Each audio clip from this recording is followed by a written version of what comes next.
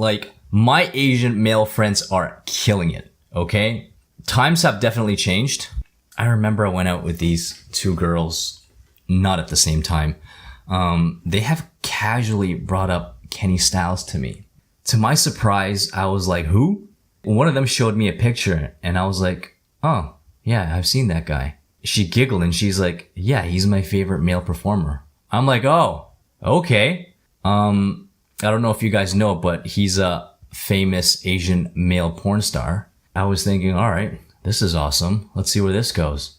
I do think that minorities are now shown in the media now more than ever, especially East Asians. It has a lot to do with the heavy funding from Chinese companies, the funding from the film studios.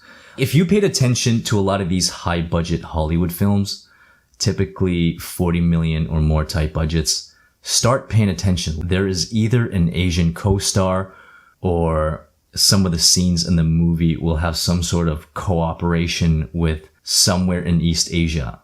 A lot of them will have scenes where you're like, oh, look, they're in Shanghai or they shot this in Hong Kong. How a certain race of people is portrayed and who's in control of the media is everything. And for the longest time in history, every race has been painted in such a negative and stereotypical light, only up until, I would say, the past 8 to 10 years. So we're making history, okay? We are breaking barriers. Also, you gotta give it up for these K-pop stars over here. I think they paved the way in entertainment. The amount of Caucasians I know, mostly females, that are especially into K-drama, when they tour in Europe, they go crazy. A lot of these Caucasian women know more about it than I do, but typically the younger ones. This one girl, she got me to watch this one K-drama. It's more appealing to the younger crowd. This one called Goblin. It was such a stereotypical, tall, good-looking, well-dressed male lead who happens to be a god. But he's in human form and he's like 1,000 years old, but looks like he's in his 30s. He's super wealthy. I mean, you gotta be a real fuck up not to be if you've lived for 1,000 years.